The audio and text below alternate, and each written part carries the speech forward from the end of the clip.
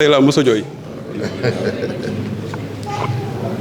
yàlla xam na ko li tax ma tuuree xéewal dama ko xam parce que syndicat bi traversé woon na ay jamono yoo xamante ni ku ni ñu woon tey dinañ mën a dajale ñaari nit du ma ko gëm. Le bureau exécutif national maa ngi leen di nuyu délégation bi fi teew yépp di nuyu nos amis camarades secrétaires généraux yi nga xam ñoo fi teew Max Sarr du CELS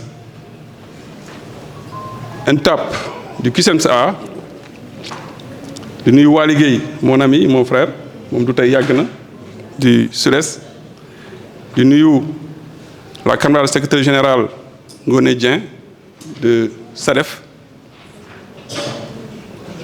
nuyu waa MECAP wax nañ ko sànq partenaire privilégié des enseignants ñu ngi leen di beral nuyoo bu baax di leen ñaanal aussi seen taxawaay ci bés bi li ñu fi def macha allah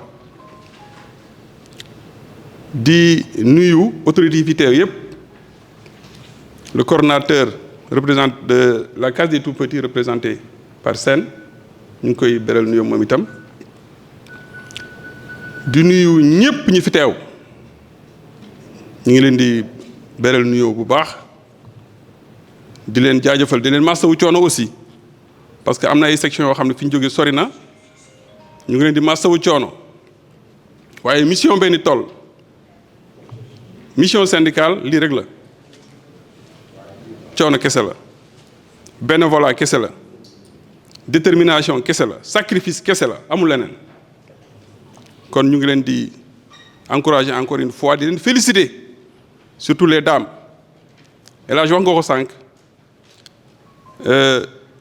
CELS authentique dooleem jigéen ñi la je dis bien CELS authentique dooleem jigéen ñi la c'est les dames merci beaucoup.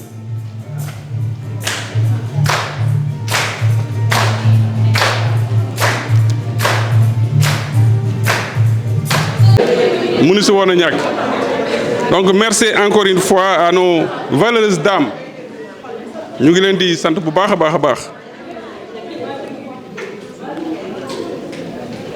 dama ne woon damay yem ci kàddu yi rek dalal gan yi ñaanal leen aussi ñu dal ak jàmm Thiès soyez les bienvenus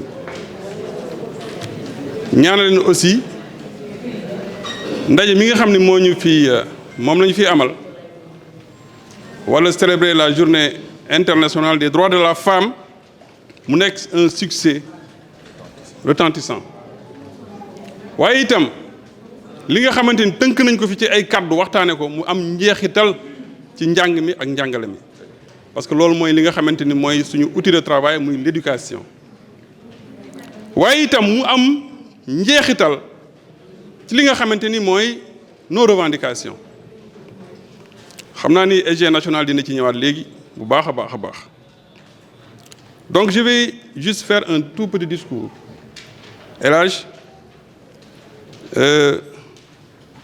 accès ko ci thème bi nga xamante ni la thématique muy droit justice action pour toutes les femmes et les filles. Chers collègues, chers amis enseignants, aujourd'hui nous célébrons la journée internationale des droits de la femme. Un moment pour reconnaître les progrès accomplis et les défis qui restent à relever pour l'égalité des genres. En tant qu'enseignants, nous sommes convaincus que l'éducation est un levier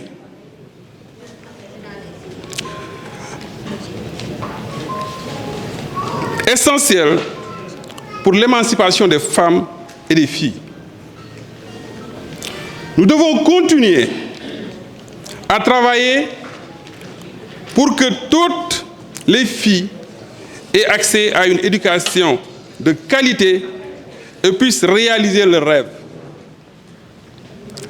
Nous devons également lutter contre les inégalités et les discriminations qui persistent dans nos sociétés.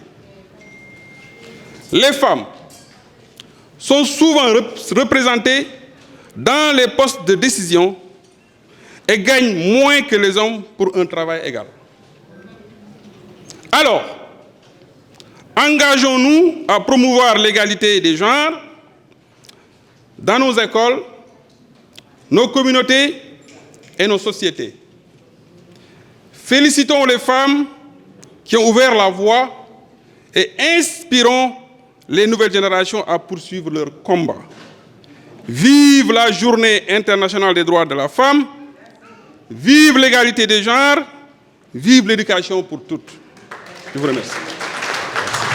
di sant ñëpp di gërëm ñëpp macha allah di kontaan di am gërëm spécial pour la commission féminine locale du CELS authentique fii Thiès ak sama SG Abdoulaye Aw nga xam ne moo ma jàppale may ma doole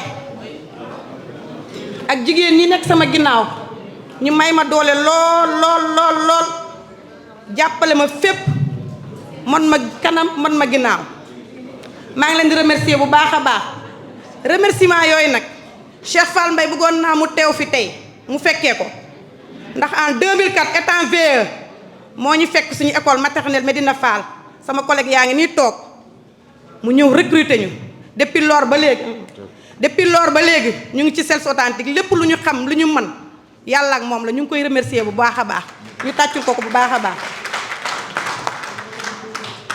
di remercier aussi suñu mbokk syndicat local yi fii au niveau de Thiès maa ngi remercier sama chéri tonton Waly Gueye parce que ñun préscolaire Waly tonton la ñuy wax SG Sud-Est di remercier SG Max maa koy ne SG de tous les syndicats di remercier sama sœur Ngone Dieng on a été ensemble ci CELS authentique aujourd'hui elle est SG SADEF di remercier mon frère Entap di kontaan sa teewaay bi lool bala maa pare nag dinaa remercier oustaz Mbaye Faye ndax moo ñu gën a dooleel ci diine bi ak lépp mu ngi nii teew bu ma ko waxee dafa ne lépp man CELS à la bokk mu nga nële retraite moo ko desee mais toujours mu ngi ñuy accompagner bala maa pare aussi dinaa remercier la make-up damaa bëgg ngeen jóg tàccul ma make-up bu baax a baax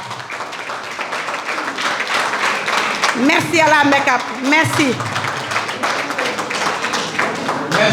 remerciement make-up noonu maa ngi koy commencé ci PCA Souleymane Diallo qui est un frère boo xam ne dañoo ànd Tamba nekk ay xale di ànd ba màgg tey di remercier directeur général Assane Sakho di remercier monsieur Makati Ndoye mii ñëw teewal leen tey ndax make-up dañ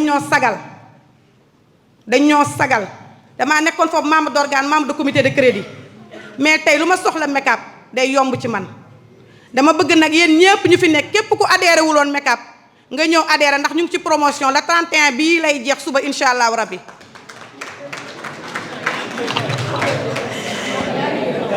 képp kuy militant de CELS daal na ñëw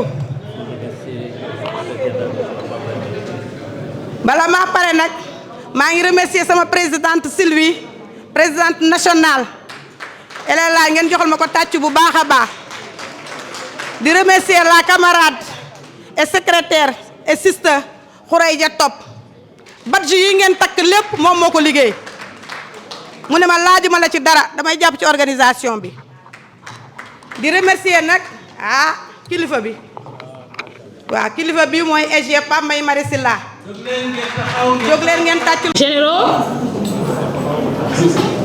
distingués invités, chers camarades.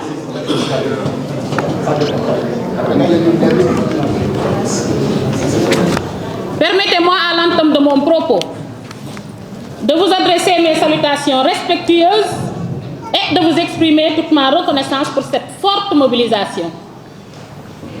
Je voudrais saluer tout particulièrement les femmes qui se sont mobilisées parfois au prix de nombreux sacrifices pour être présentes aujourd'hui.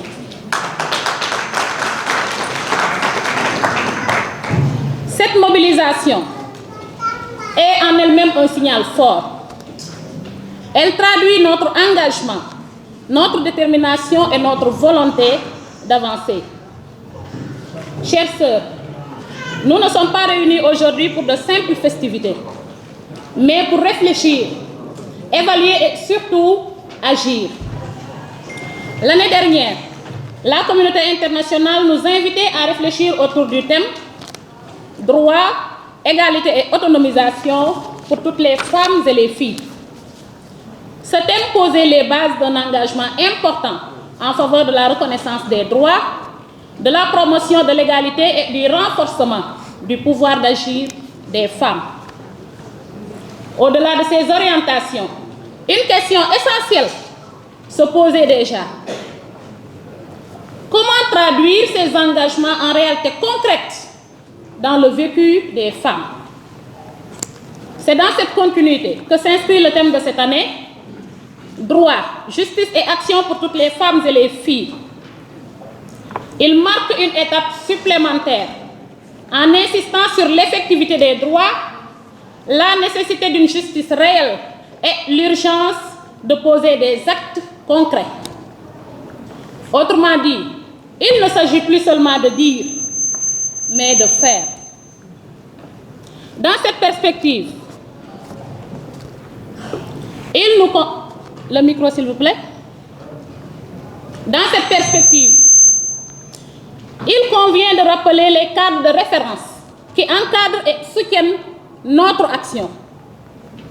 L'objectif de développement durable numéro 5 vise à parvenir à l'égalité de genre et à autonomiser toutes les femmes et les filles, notamment à travers la lutte contre les discriminations et les violences, ainsi que le renforcement de la participation des femmes dans tous les domaines.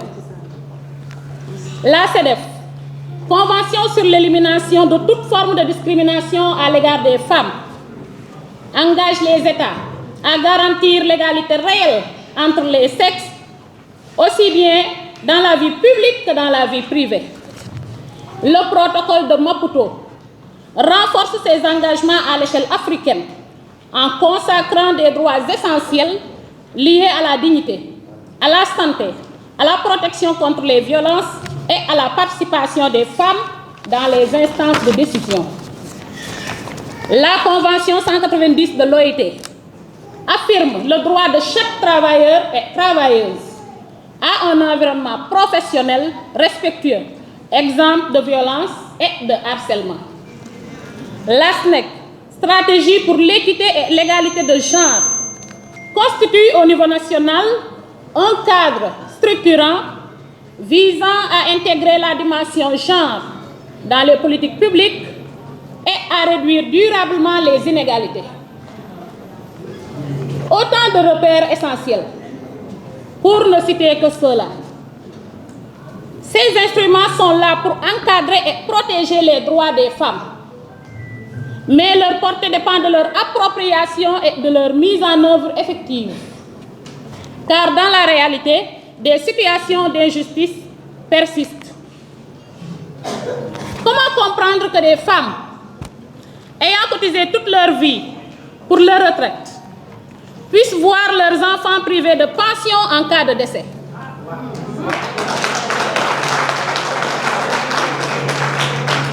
Ces situations sont douloureuses en elles-mêmes, mais les aggraver en privant les femmes de ce que leur mère pensait leur garantir soulève une véritable question de justice et d'humanité. Dans le même esprit, d'autres réalités tout aussi préoccupantes méritent d'être soulevées, notamment en lien avec l'exercice de l'autorité parentale dans notre contexte. En effet, chers sœurs, l'article 277 du Code de la famille prévoit que dans certaines situations, la mère doit obtenir l'autorisation du père pour accomplir certains actes concernant l'enfant, comme voyager avec lui ou établir des documents. Dans le fait, Cela signifie que des femmes, pourtant mères de leurs propres enfants, peuvent se retrouver limitées dans leur capacité à prendre des décisions pourtant essentielles. En situation de séparation, cette exigence peut devenir un véritable obstacle, parfois même un moyen de pression. Une telle réalité interroge l'équilibre dans l'exercice de l'autorité parentale et appelle à une réflexion sur les conditions d'une plus grande justice et d'une réelle équité dans les responsabilités familiales. Voilà autant de questions qui méritent d'être posées, autant de réalités qui doivent nous interpeller et sur lesquelles nous devons nous arrêter, réfléchir et nous positionner. Chacune d'entre nous, chères sœurs, doit aujourd'hui prendre pleinement conscience de son rôle. Être femme syndicaliste, ce n'est pas seulement être présente, c'est être capable de porter un plaidoyer. Car en réalité, notre engagement repose sur des repères simples mais essentiels. Connaître nos droits, les revendiquer, veiller à leur application, poser des actes et consolider les acquis. Cela suppose également de renforcer nos capacités et de nous engager davantage. La Commission nationale des femmes, sous l'égide du Bureau exécutif national, s'inscrit dans cette orientation en faisant de la formation un levier essentiel du développement du leadership féminin. Dans cette perspective, des sessions de formation ont déjà été organisées et ont posé des bases importantes. Cet effort sera poursuivi et consolidé afin de permettre à chaque femme de mieux maîtriser les textes et de défendre efficacement ses droits. Dans cette dynamique, des démarches ont également été entamées auprès de M. Hervé Seya, représentant du BIT par le biais d'IEG Ibrahim Fall, en vue de bénéficier d'un accompagnement en matière de formation. Des perspectives se dessinent à travers l'Académie des femmes que nous envisageons d'organiser la nuit du 1er mai à Linguère, si Dieu le veut, et qui pourrait constituer un cadre important de renforcement des capacités. Chère Présidente, c'est en développant nos compétences, en portant nos plaidoyers et en affirmant notre engagement que nous pourrons pleinement assumer le rôle qui est attendu de nous aujourd'hui. Un rôle d'avant-garde. Car la mobilisation que nous constatons aujourd'hui doit s'inscrire dans une perspective plus large, celle de la relance de notre organisation syndicale. Il nous convient de renforcer notre présence, d'élargir nos rangs, de resserrer les liens et de porter avec responsabilité cet effort collectif. C'est à ce prix que nous contribuerons à reconquérir la place qui a toujours été la nôtre dans la sphère syndicale. Mesdames et messieurs, si le thème de cette année nous appelle à agir, alors notre organisation ne peut plus se limiter à des intentions. Elle doit traduire ses engagements en actes concrets. C'est dans ce cadre qu'il convient de situer la décision issue du plaidoyer porté par les femmes ayant conduit à l'ouverture de l'accès au poste de deuxième secrétaire général national.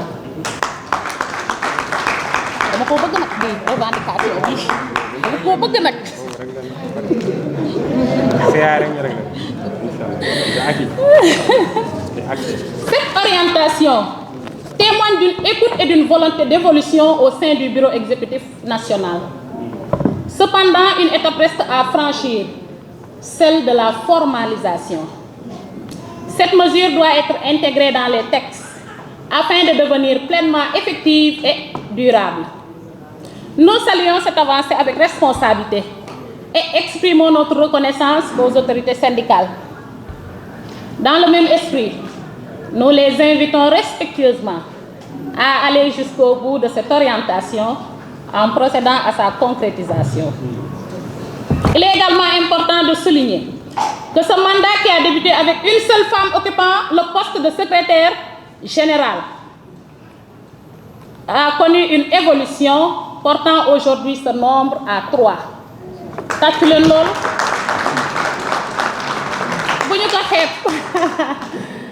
Cette progression, bien qu'encore perfectible, traduit une avancée significative dans la prise en compte de la place des femmes en cohérence avec les principes d'équité et de représentativité.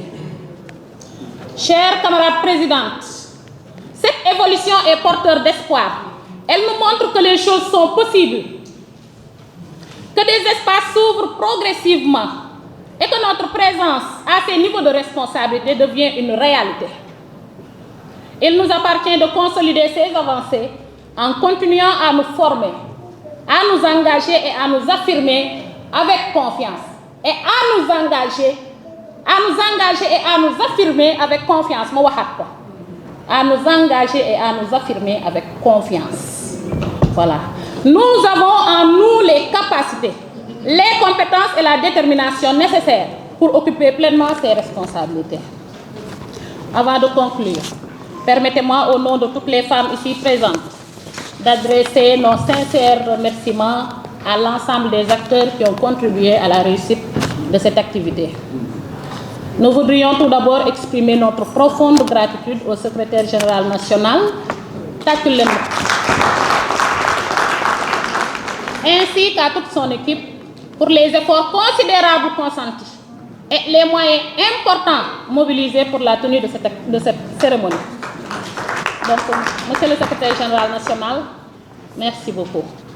Nous tenons également à remercier chaleureusement le secrétaire général Abdoulaye Aou pour nous avoir accueillis ici à Thiès et pour les dispositions prises qui ont largement... Monsieur le modérateur, mon ami et frère, Monsieur Diallo, un ami de très longue date, comme il l'a dit, on s'est connu quand j'étais receveur du bureau de poste de Tuawan, avant de rejoindre la MECAP comme chef de service marketing communication.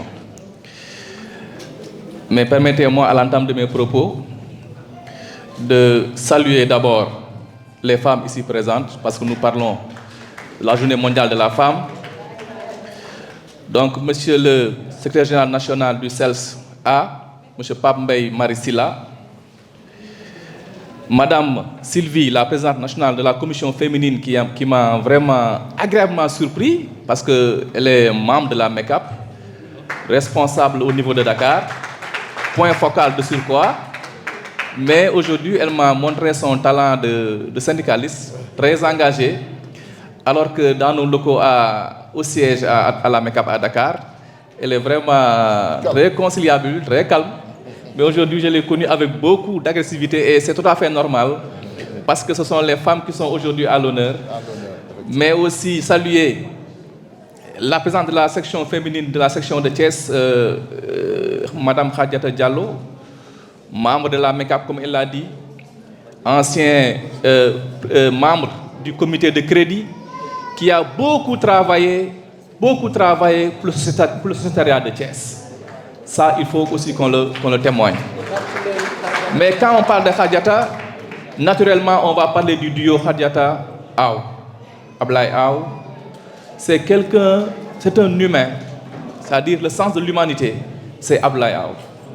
Abdoulaye Aou était aussi membre du comité de crédit de la MECAP. Il fait partie des dirigeants qui ont beaucoup innové durant son passage au niveau de la MECAP. Beaucoup d'engagement aux côtés de Khadiata, mais je ne saurais terminer mon discours aussi, mes salutations autant pour moi, sans remercier le président du comité de crédit qui est de Thiès, M. Madikendir, tout à fait derrière. Cela montre juste l'importance et la place de choix que les responsables de Thiès occupent au sein de la MECAP. Mais mention spéciale aussi à un frère qui est de CELS-A. Avant même cette activité, avait sollicité vraiment une collaboration entre la MECAP et le CELS-A. C'est mon frère et ami, un digne fils de Bargny, Souleymane.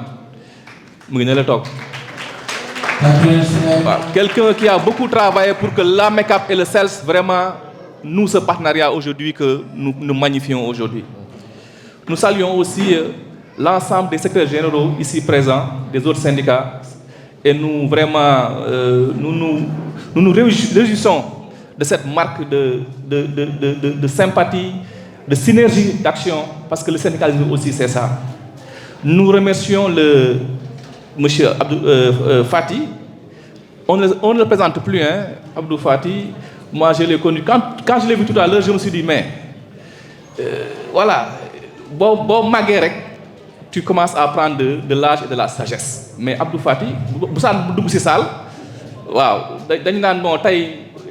madame, le gouvernement était averti. Donc, vraiment, donc, SG, membre d'honneur, vraiment,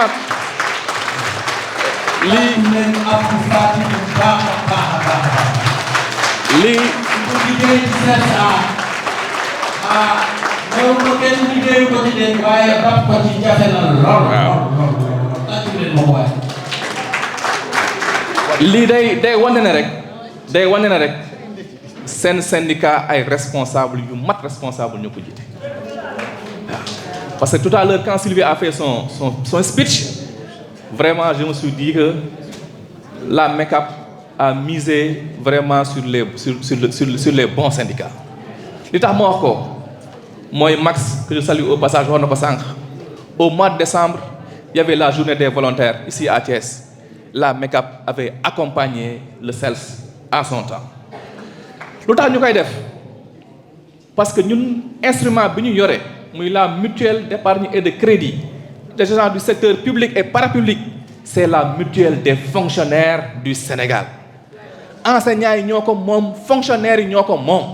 Donc ñun syndicat bu mu mën a doon wala fonctionnaire bu mu mën a doon sañu ñoo woo ñuy tànqamlu ndax mutuelle bi mutuelle fonctionnaire yi la te syndicat bi ay fonctionnaires dong ñoo ci ne. Donc moo tax fu ñu woowee aussi ñu jël sunu appui financier sunu appui matériel daal di ko joxe pour que vraiment seeni activité am plein succès. duñu tànqamlu mukk seeni soxla. D'autant plus que parmi vos responsables am na ñoo xamante ne ce sont d'éminents membres de la MECAP. te MECAP nag li ko tax a jóg tonton wax na ko sànq c'est pour accompagner les fonctionnaires de l'État du Sénégal. C'est ça sa mission, c'est ça sa raison d'être. Loolu moo taxoon le président d'alors Maître Abdoulaye Wade à son temps ba ko fonctionnaires yi seetsee qu'ils étaient victimes des usuriers, il avait demandé de mettre en place une structure capable d'accompagner les fonctionnaires et pour la réalisation de leurs projets. C'est ça l'essence de la MECAP. Donc ne pas adhérer à la MECAP pour moi est une faute lourde. C'est une faute lourde. Tout fonctionnaire du Sénégal doit adhérer à la MECAP. Ne pas adhérer à la MECAP est une faute lourde. Ndax li nga xamante ne nii yow yaa tax ñu créé ko nga bàyyi ko fi dem ci ab banque privée wala dem institution privée da ngaa juum wala da ngaa xamul. Lii tax ñu créé ko avec des taux préférentiels. La MECAP a les taux les plus bas du marché financier pour les mutuelles. Ñu créé ko pour les fonctionnaires bàyyi ko fi di dem di wuti ay yeneen structure. Ça je dis que bu ñu ko defee rek daa fekk dañoo xamul wala dañoo juum mais ñi ngi wax ñëpp ñi fi teew que vraiment nañu ñëw adhérer à la MECAP. Nous avons un réseau national. Amul benn département au niveau du Sénégal booy dem wala une région te doo fa fekk un guichet de la MECAP qui peut vous recevoir. Et les enseignants sont partout au Sénégal. Donc je lance un appel fort à l'endroit des enseignants d'adhérer à la MECAP parce que c'est la mutuelle, comme l'a dit Abdoulaye Aw, la mutuelle des grands événements. Merci. Je ne saurais terminer mon discours sans pour autant remercier monsieur le DG de la MECAP, monsieur. Ensemble, nous rendons aujourd'hui un hommage mérité à nos collègues, nos camarades syndicales, nos sœurs, nos épouses en cette journée internationale des droits des femmes. Vous me permettrez, en préambule de mon propos, de m'incliner pieusement devant la mémoire de tous les enseignants et enseignantes disparus. Qu'Allah le clément, le miséricordieux, leur accorde une place de choix au Firdaus. Aux enseignants et enseignantes malades, j'adresse mes vœux les plus sincères et chaleureux de prompt rétablissement. Je sollicite d'Allah subhanahu wa ta'ala qu'ils retrouvent très vite leur pleine santé, leur famille, leur joie de vivre, leurs activités professionnelles et leurs loisirs. Chères militantes et militants, ce moment solennel intervient dans un contexte de crise scolaire justifié par le non-respect des accords gouvernement-syndicat de 2022, dont le CELS authentique est signataire.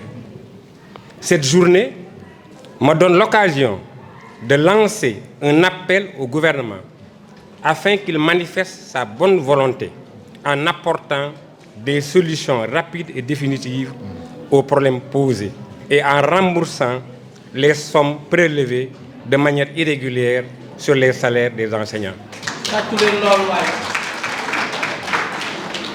Nous ne sommes pas contre les ordres de recettes, mais nous avons constaté des ponctions non justifiées, ce qui signifie qu'il y a abus d'autorité. Chers militants et militantes,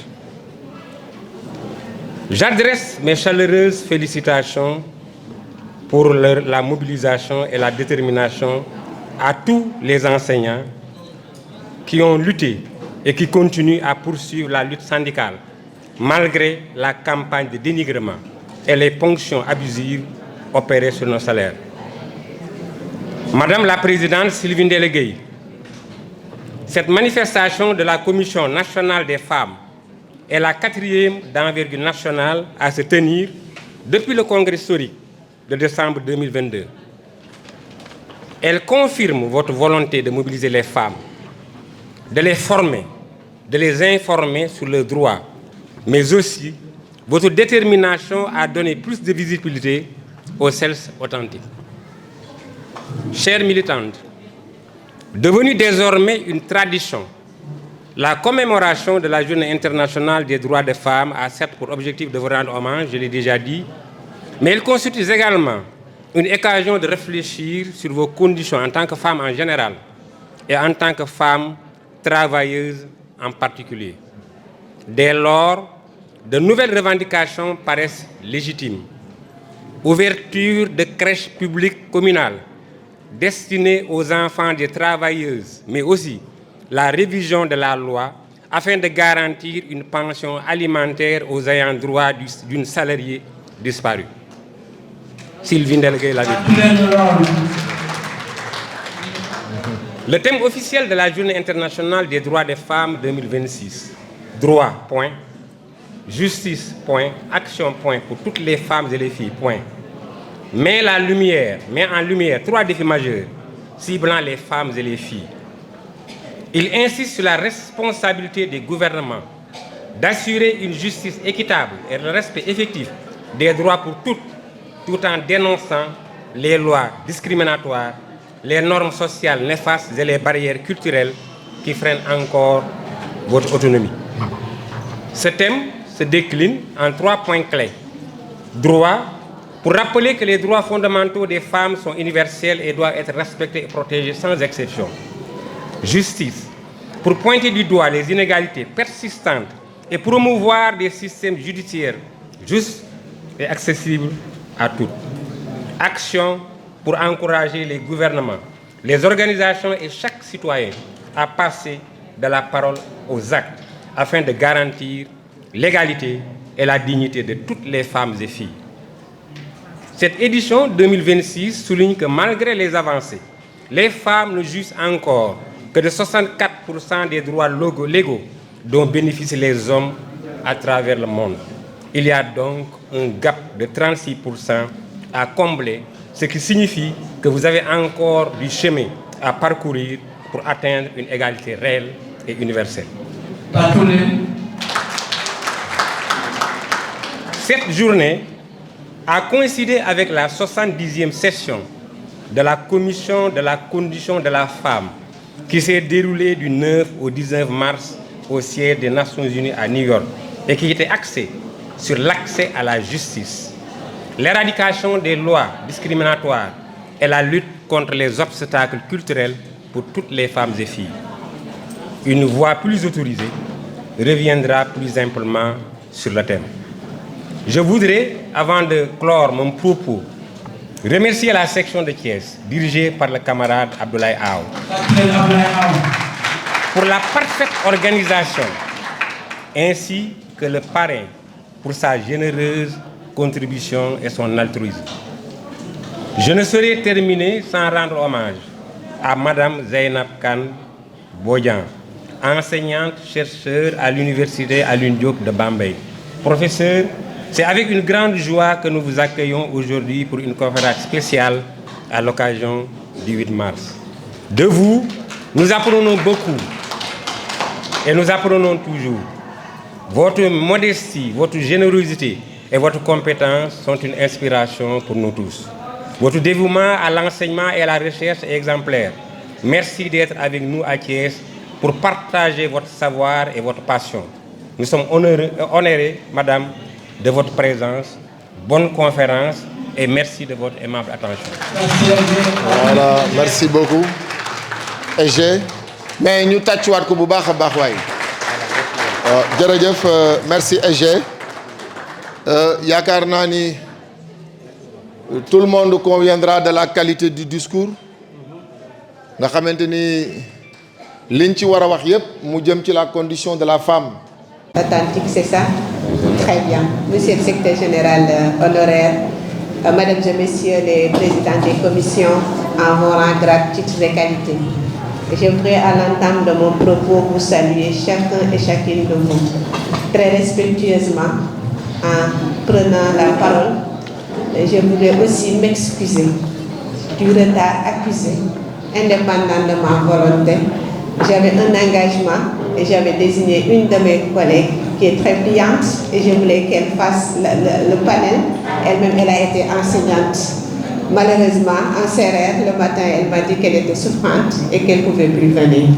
Et moi, j'avais des obligations professionnelles parce que je suis chef de département et j'avais convoqué une commission statutaire de recrutement. Je ne pouvais pas ne pas être à cette commission.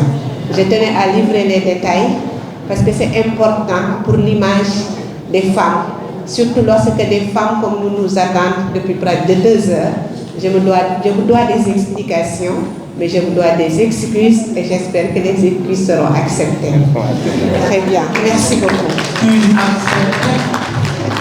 Très bien, merci beaucoup. Je salue ma sœur Zaïsé Boumane que j'ai trouvée ici, avec qui j'ai beaucoup de bons souvenirs, parce que nous partageons un réseau qui s'appelle Femmes Actives et qui travaille sur la thématique de la femme rurale.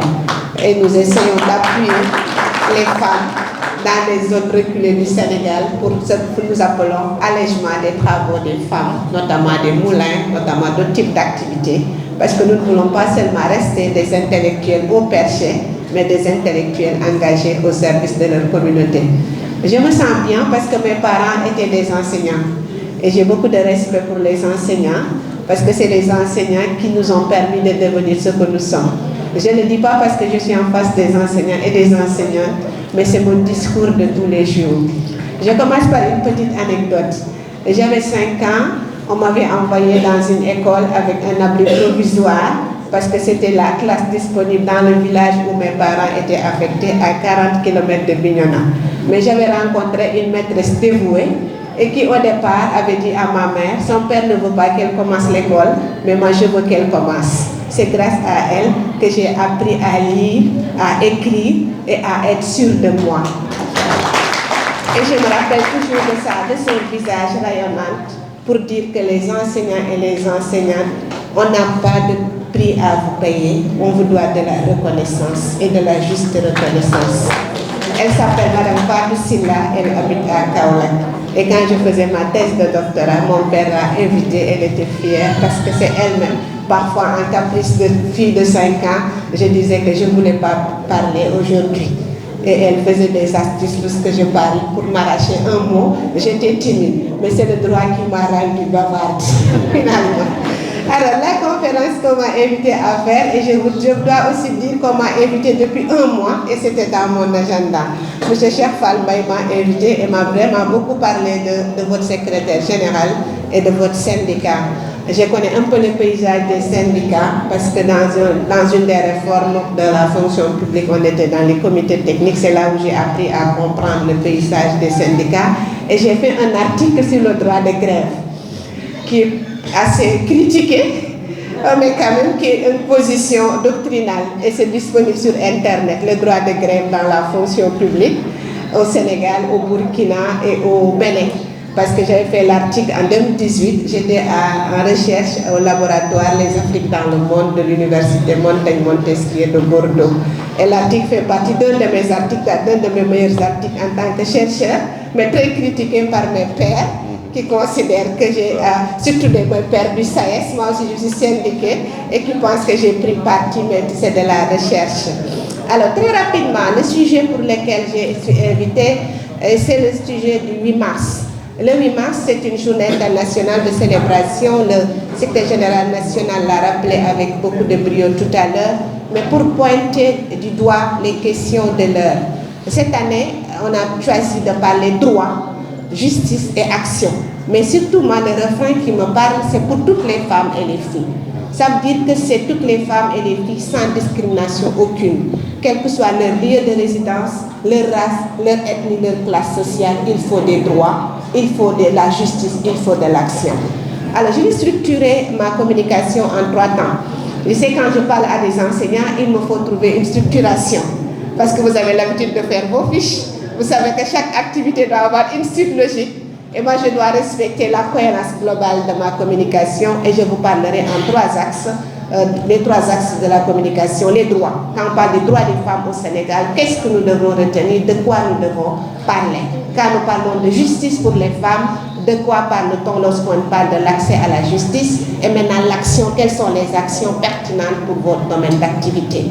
Premier axe, les droits. Alors il faut à ce niveau dire qu'il y a la dialectique du droit et de la justice. Souvent on pense que le droit c'est la justice, la justice n'est pas le droit. Alors du coup, c'est 2 faces d'une même pièce. Et d'ailleurs, étymologiquement, on a toujours pensé que la justice, c'est une partie du droit. Mais le droit est beaucoup plus global. La justice n'est rien d'autre qu'un instrument au service du droit. Lorsqu'on parle des droits des femmes au Sénégal, de quoi parle-t-on? Peut-être que je vais insister sur 3 points clés. L'évolution du statut juridique de la femme. Le Sénégal, pays indépendant en 1960, on avait une constitution qui toujours a cette constance-là. Cette constance de la constitution, c'est quoi? C'est la réaffirmation du principe d'égalité. Égalité en droit. Et l'article 7, alinéa 5 de la constitution dit les hommes et les femmes sont égaux en droit. Ici, on parle de l'égalité de droit. Alors, mais il y a 2 types d'égalité. Il y a l'égalité de droit et l'égalité de fait. L'égalité de fait n'est pas compatible avec nos valeurs socio-culturelles. Dans nos valeurs socio-culturelles, l'égalité est organisée autrement.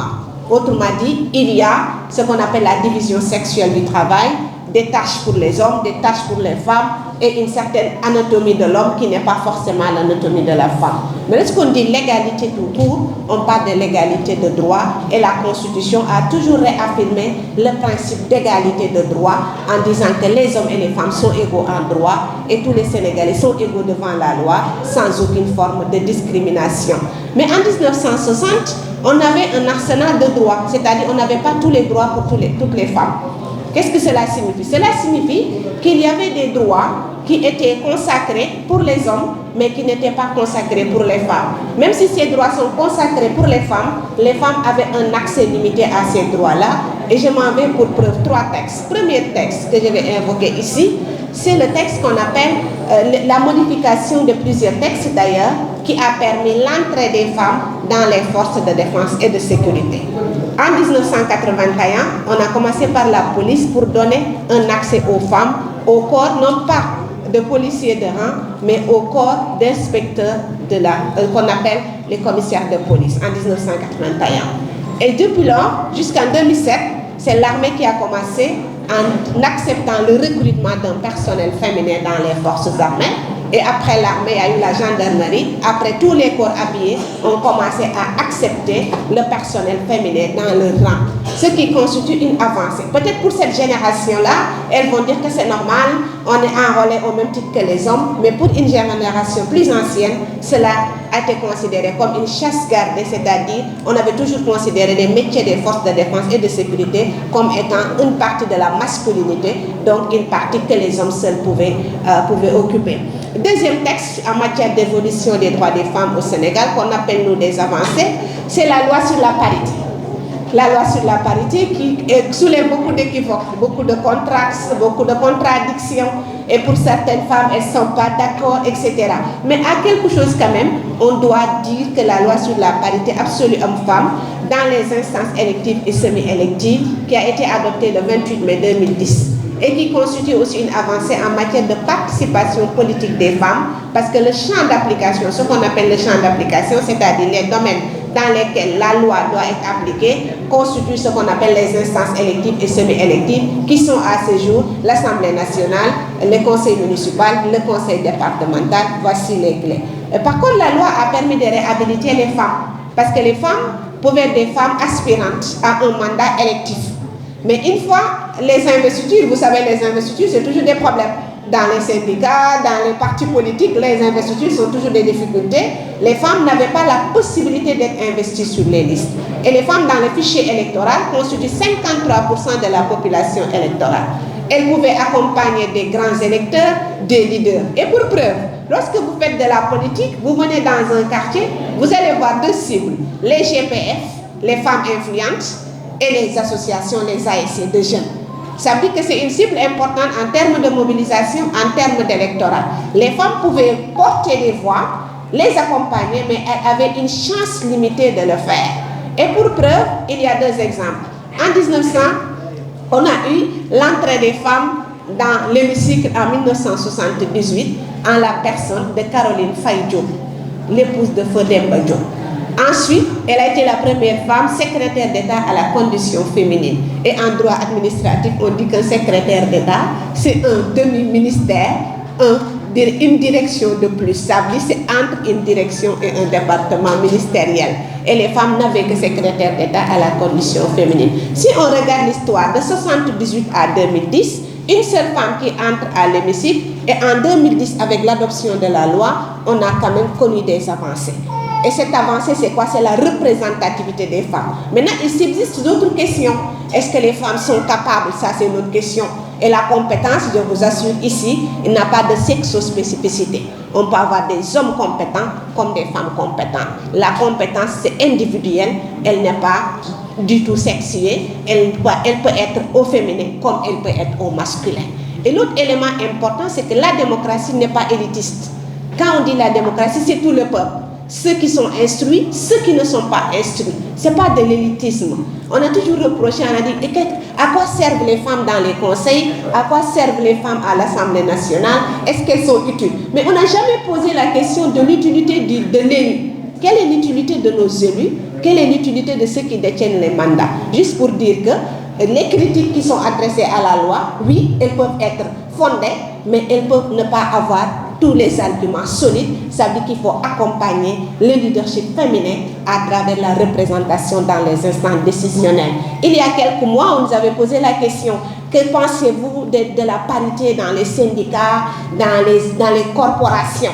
Alors, la loi ne vise pas les associations, les syndicats, etc. Mais c'est les femmes qui doivent travailler à avoir une représentation digne et une représentation qualitative et qui doit carrément montrer leur plus-value dans ces instances-là. Troisième loi sur les questions économiques et sociaux.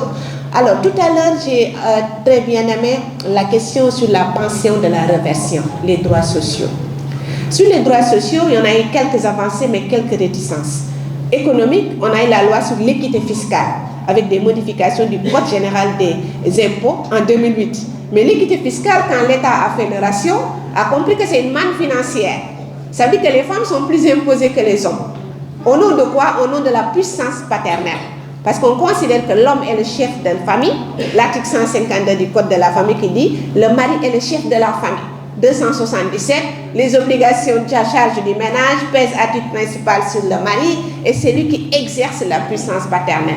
À ce titre, c'est lui qui perçoit les allocations familiales, c'est lui qui perçoit un certain nombre de choses et les femmes, on considère qu'elles ont moins de charges, donc plus imposées que les hommes. Et ce qui avait prévalu lors de la discussion sur la loi sur l'équité fiscale, mais la loi existe, mais elle n'est presque pas appliquée. Donc ça aussi c'est un combat, surtout pour les femmes salariées, de comprendre qu'il y a une loi sur l'équité fiscale qui nous permet d'être moins imposés que les hommes. Parce qu'à diplôme égal, à travail égal, à salaire égal, on ne doit pas avoir de la discrimination sur certaines questions. Par contre, sur les droits sociaux, ça peut-être j'aurais pu mettre ça sur les actions. Madame la Présidente, il vous faut prendre des actions. Sur la question de la pension de réversion. Il y a beaucoup de femmes et d'hommes d'ailleurs qui décèdent fonctionnaires dont les familles peinent à recevoir la pension. Il y a 2 jours, il y a juste le week-end passé, je viens d'une consultation juridique gratuite au niveau de la commune de Malicounda, précisément dans le village de Nianing. Mais dans les dossiers que j'ai reçus moi personnellement, les personnes que j'ai écoutées, j'ai été marquée par 2 personnes. 2 femmes. L'une, elle était mariée à un professeur, l'autre était mariée à un enseignant, tous les 2 décédés. Mais jusqu'à ce jour, elles n'ont pas reçu un franc. Oui, parce qu'il y a des problèmes. Souvent dans les familles, ça vous devez prendre des actions de sensibilisation et de rédaction même de livrets. La mort ne prévient pas, elle n'attend pas, elle veut taper à toutes les portes. Même si elle ne tape pas à notre porte, par solidarité de camarades, nous devons avoir des actions pour aider au moins les personnes à avoir les actes qu'il faut. Les actes qu'il faut. Dans ma pratique de juriste, j'avais une bonne qui avait perdu son mari enseignant, mais qui n'avait jamais eu l'acte de radiation ni de projet. Pendant 1 an, elle travaillait chez moi. Après, elle était venue 1 mois après le décès de son mari. Dans une discussion comme ça, je lui pose la question. Qu'est-ce qu'il faisait ton mari? Elle me dit, il était enseignant. Est-ce que tu as une pension? Non. Et pourquoi? Elle me dit, c'est un de ses frères qui a le dossier et qui serait buté à un problème dont je ne sais pas parce que je ne suis pas assez instruite. Lorsque j'ai parlé au monsieur, c'était l'acte de radiation. Et ça avait fait 1 an, jour pour jour. Et moi-même, j'ai pris le dossier, j'ai fait du porte-à-porte de la direction de la solde à la direction de la fonction publique jusqu'à la... parce qu'il avait domicilié son salaire à la CMS, je suis allée à la BMAO, le bureau de la CMS, porte à porte pendant 1 mois que pour régler ce dossier. Ça veut dire que, à travers cet exemple, je prends cet exemple pour vous dire combien de femmes sont dans cette situation-là. L'expérience récente de Malicounda de ce week-end passé me fortifie dans cette conviction qu'il faut que des syndicats comme le vôtre, des associations comme la nôtre puissent dresser au moins un livret. Qu'est-ce qu'il faut faire pour avoir un jugement d'hérédité? Surtout dans un contexte où la polygamie est appliquée. Des hommes qui, pour la première épouse, ils ont un certificat de mariage. Pour les enfants déclarés, parce que c'est des fonctionnaires, il faut qu'ils déclarent les enfants pour avoir les quotités. Mais les deuxièmes épouses, souvent, ne sont pas déclarées. Après, elles ne font pas partie du jugement d'hérédité et c'est bonjour les dégâts. Après le jugement d'hérédité, 40 jours pour avoir un certificat de non-appel et de non-opposition. Après, la femme se retrouve seule. La première sera héritière du point de vue du droit positif, mais du point de vue du droit musulman, ce qu'on fait, c'est les imams qui font la succession, mais qui doit être homologuée. Si la deuxième a des petits-enfants ou des enfants mineurs, c'est bonjour les dégâts. Comment faire un jugement d'hérédité, comment faire un acte de radiation, quelles sont les démarches à faire et comment les syndicats peuvent accompagner les militants. Ce que je dis à mes collègues du SAES, à quoi nous sert le SAES pour les taquiner un peu? S'ils viennent nous dire, c'est récemment, ils ont décidé d'augmenter le check-off de 5 000, il n'y a pas de problème pour ça, mais à quoi nous sert le syndicat? Moi, c'est la question épistémologique que je les ai posée. Je dis, ok, d'accord, on est bien d'accord, vous dites 10 000, moi je signe 10 000 pour le check-off, on avait 10 000 de check-off, vous nous avez demandé 5 000 encore, on a signé, vous nous faites check-off 15 000, vous venez encore 5 000, on signe, il n'y a pas de souci, mais dites-nous, quelle est votre utilité pour nous? Donc, il faut qu'il y ait ce retour du patron-là. On milite pour une cause, je suis d'accord. On milite pour des idées, je suis d'accord. On milite pour des convictions, je suis d'accord. Mais il faut que nos militants et nos camarades aussi se sentent. Donc, sur la question des droits économiques et des droits sociaux, il me semble qu'il y a des actions concrètes à poser. L'autre aspect, l'autre élément en matière d'avancée de texte, peut-être je termine par ça, sur l'avancée des textes, c'est ce qu'on appelle la transmission de la nationalité. Il y a quelques années, les femmes sénégalaises qui étaient mariées à des hommes non sénégalais ne pouvaient pas transmettre leur nationalité à leurs enfants.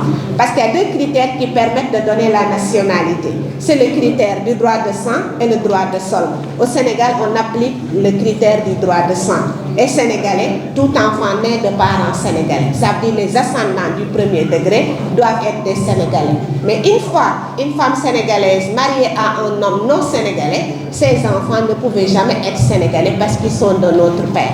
Mais depuis 2013, c'est la toute dernière modification qu'on a eue d'ailleurs en matière d'avancée législative. Les femmes sénégalaises peuvent transmettre leur nationalité à leurs enfants issus d'un mariage avec un homme non sénégalais, mais seulement, aussi à leur mari, mais seulement si le mariage dure 5 ans. Pourquoi? Parce qu'on considère que la nationalité est un élément de la souveraineté de l'État. On ne peut pas distribuer comme ça la nationalité, il faut protéger la nationalité. Donc du point de vue des avancées, il y a eu des avancées. La parité, l'accès des femmes aux forces de défense, l'équité fiscale, la transmission de la nationalité, il y a eu ces avancées-là.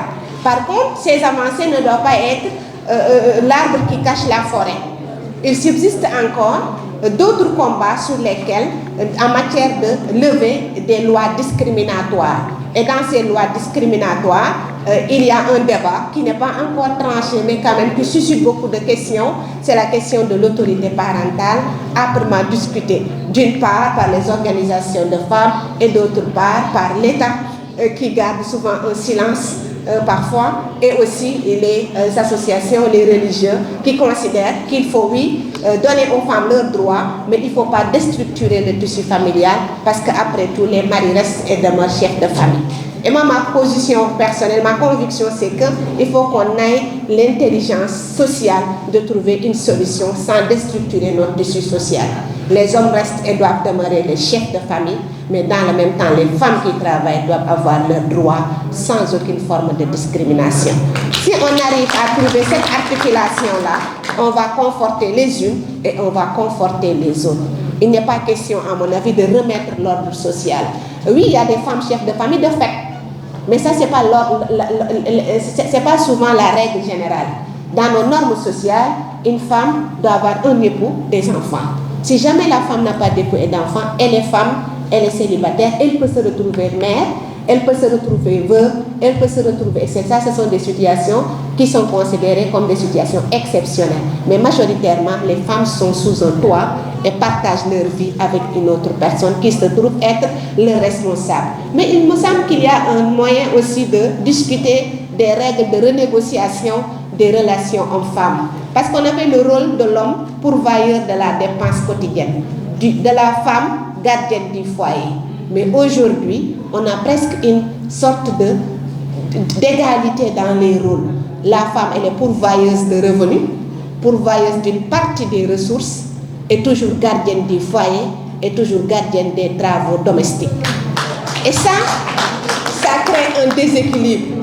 Ça crée un déséquilibre. Les femmes se retrouvent dans une surcharge de travail.